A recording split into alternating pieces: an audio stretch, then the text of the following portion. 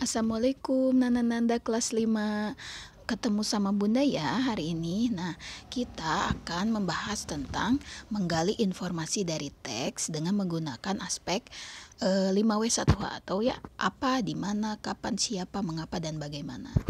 Oke, kita langsung saja ya. Pertama, kalian kemarin sudah Bunda beri foto tentang fungsi kata tanya. Kurang lebih fungsi kata tanya adalah seperti itu ya.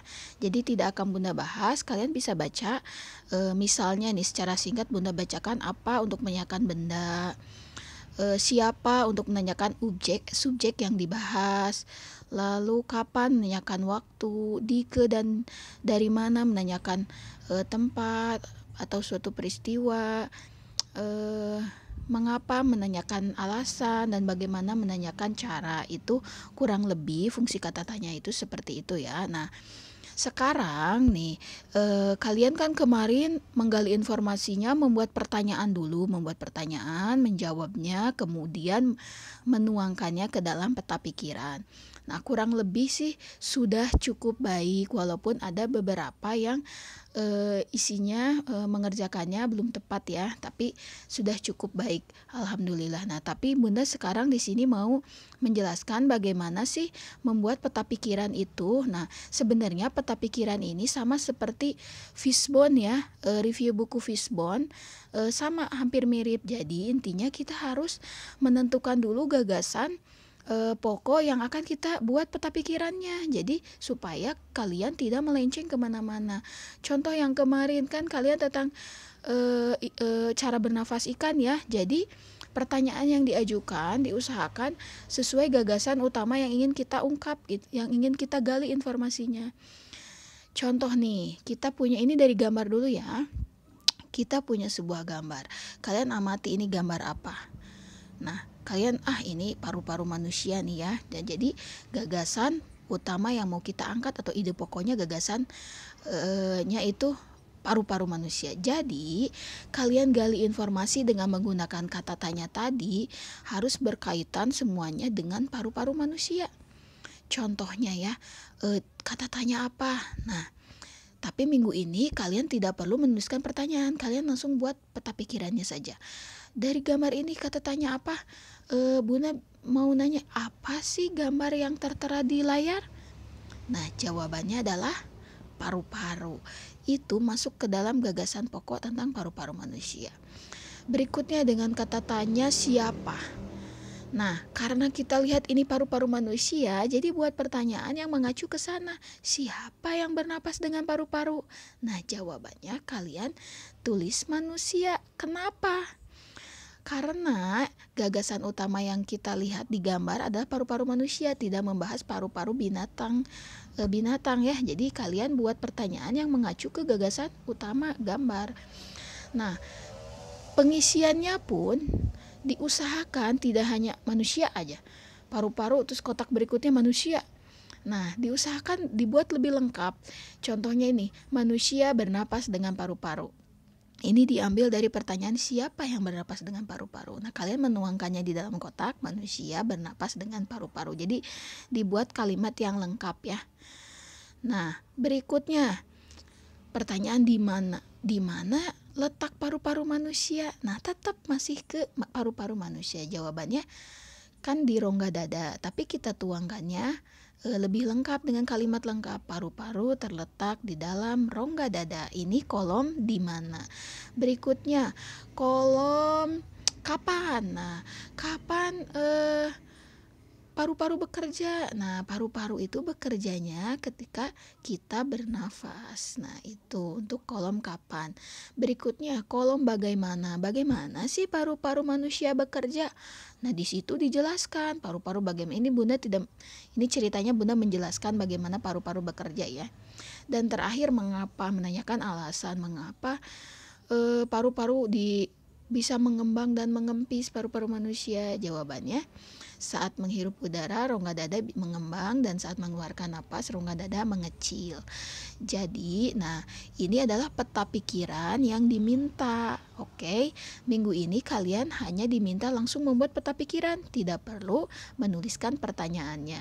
Dan ingat, cari gagasan utama atau ide pokok yang mau kita gali, lalu buat pertanyaannya mengacu ke gagasan pokok tersebut supaya tidak keluar dari tema ya, tidak keluar dari tema yang kita inginkan.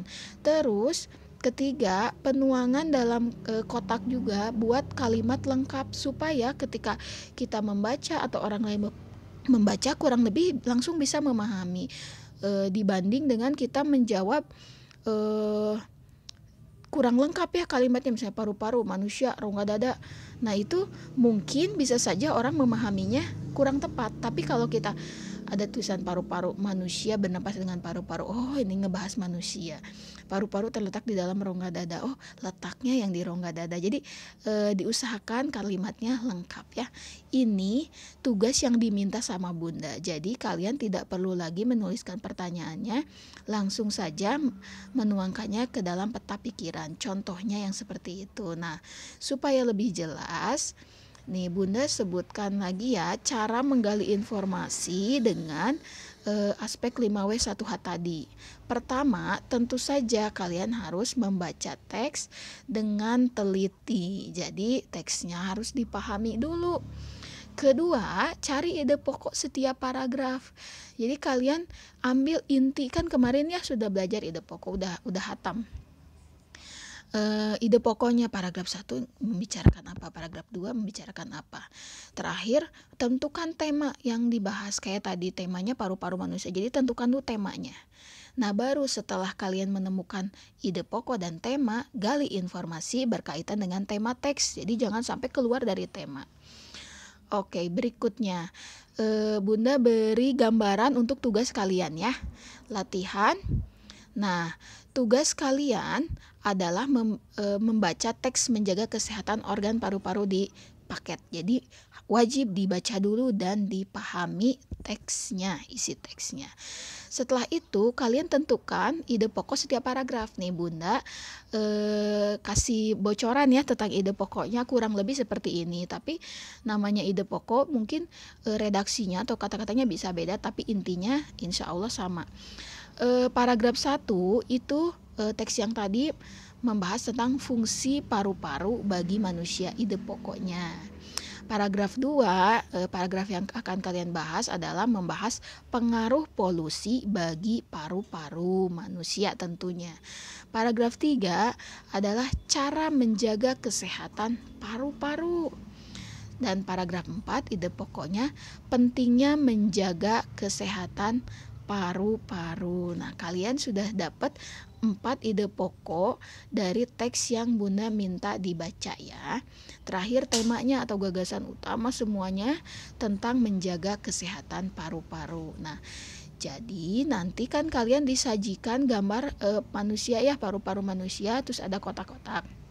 Nah, di sana ada kolom apa, siapa, dan lain-lain. Nah, kalian mengisinya itu harus temanya tentang menjaga kesehatan paru-paru manusia.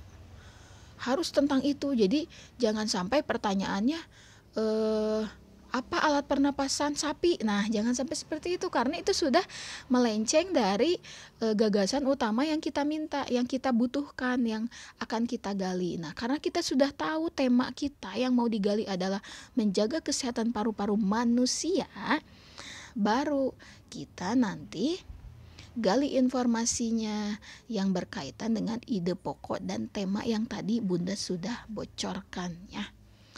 Oke, sekarang Bunda kasih contoh satu ya. Contoh nih. Pindahin dulu fotonya. Kita kata tanya siapa. Nah, kira-kira pertanyaan apa sih yang bisa diajukan untuk menggali tadi ya cara menjaga kesehatan paru-paru manusia? Tentu saja pertanyaan yang cocok atau yang sesuai adalah siapa yang harus menjaga kesehatan paru-paru di teks tersebut. Nah, karena kita membahas teksnya manusia, tadi ya sudah dijelaskan di ide pokok pertama juga tentang manusia, jawabannya adalah manusia. Nah, kita tuangkan pertanyaan siapa dan jawabannya ini ke peta pikiran. Ini Bunda lihat memperlihatkan peta pikirannya cuma untuk kolom siapa ya. Nah, di kolom siapa ini Bunda tuliskan manusia perlu menjaga kesehatan paru-paru. Jadi diisikan ke dalam kotaknya, jangan manusia saja. Dibuat lengkap. Manusia perlu menjaga kesehatan paru-paru. Ini merangkum dari pertanyaan dan jawaban yang sudah kita buat. Nah, berikutnya kalian kerjakan sendiri ya. Ini contoh dari Bunda. Mudah-mudahan kalian bisa paham.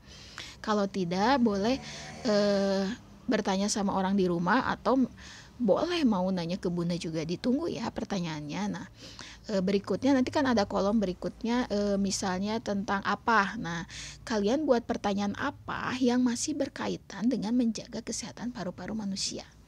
Pokoknya semuanya tentang itu. Jadi jangan sampai melenceng ya. Itu yang paling Bunda minta kalian untuk ingat. Nah, mudah-mudahan tadi sekali lagi ya, mudah-mudahan kalian paham. Terakhir Bunda ucapkan terima kasih. Mohon maaf apabila mungkin penjelasan Bunda belum begitu dimengerti, tapi insya Allah Bunda siap menerima kalau memang ada yang mau bertanya lagi. Bunda tutup dengan ucapan wassalamualaikum warahmatullahi wabarakatuh. Sampai jumpa lagi di materi berikutnya.